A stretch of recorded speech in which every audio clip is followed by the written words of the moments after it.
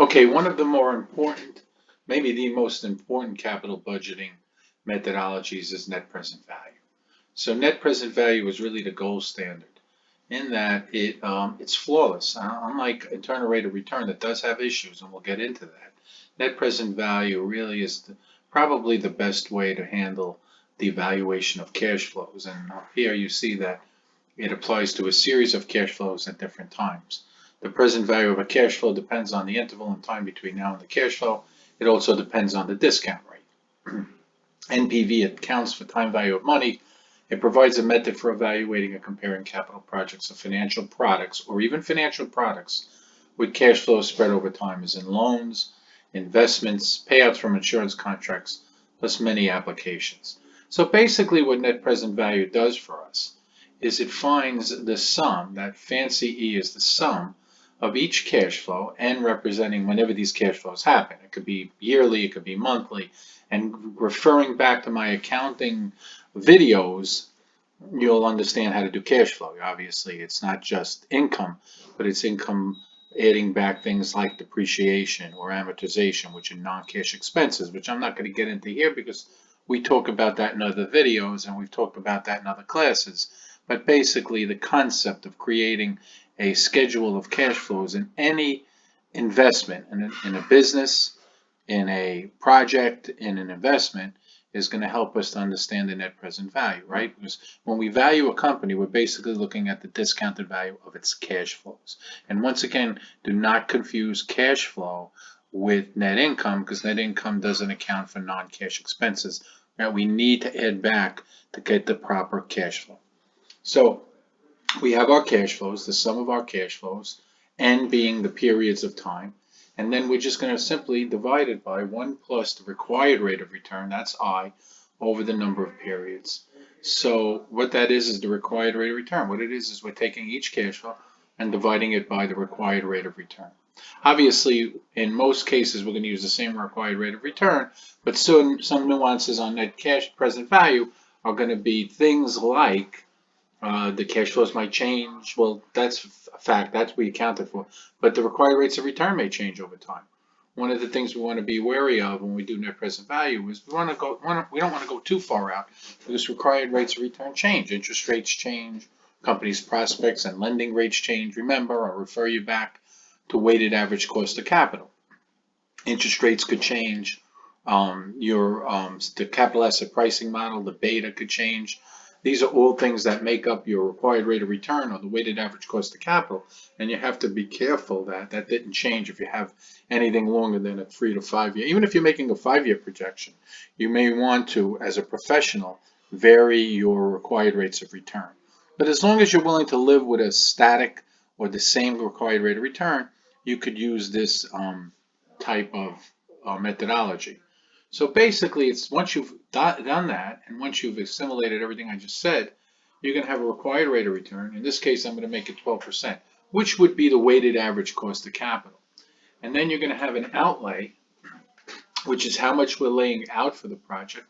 And then we're going to have a series of cash flows. So cash flow 1, 2, 3, and 4 would be positive cash flows that that would be a result of investing in this project. And what we're really doing net present value, and I'm showing you the Excel formula, which would be NPV. The first variable will be your required rate of return, and Excel makes this really easy. The second formula would be all of your cash flows. And you're going to get a number that looks like 12,337, which is more than the present value of your outlay, in which case, if it's a positive number, we would accept it. We would accept that. So we would have a positive $337.35. So we would absolutely accept this project. But notice if our required rate of return goes up, because we did, if you were to do this by hand, you would discount each cash flow, and then you would come up with the same number. You would just do the present value of one cash flow, present value of in 2 periods, the present value in 3 periods. So that would be a way to do it if your required rate of return changes over time. You could do separate calculations.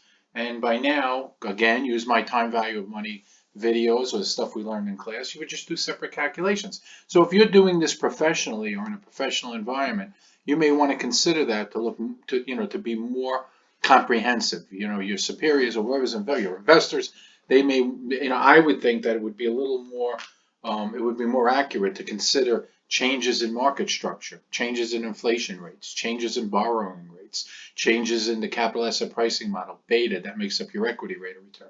So you may want to consider that. Obviously, you would have to do a lot of work to get these cash flows.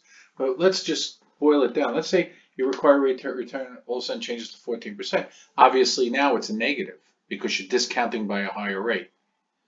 And if it goes down over time, say to 5%, it becomes much more profitable.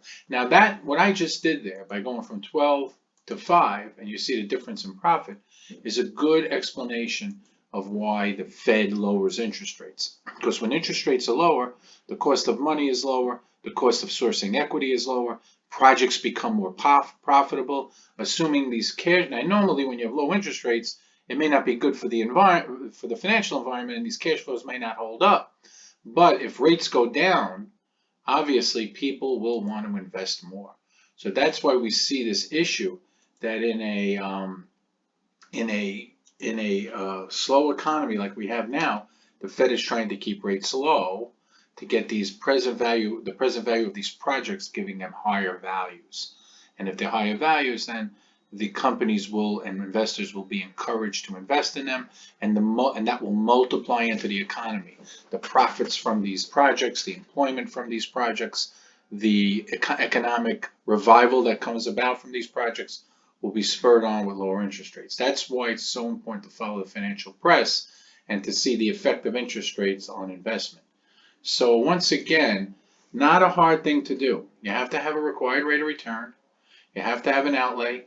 Discount your cash flows.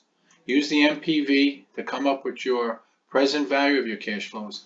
So then you're on the same footing. You're on the same time frame.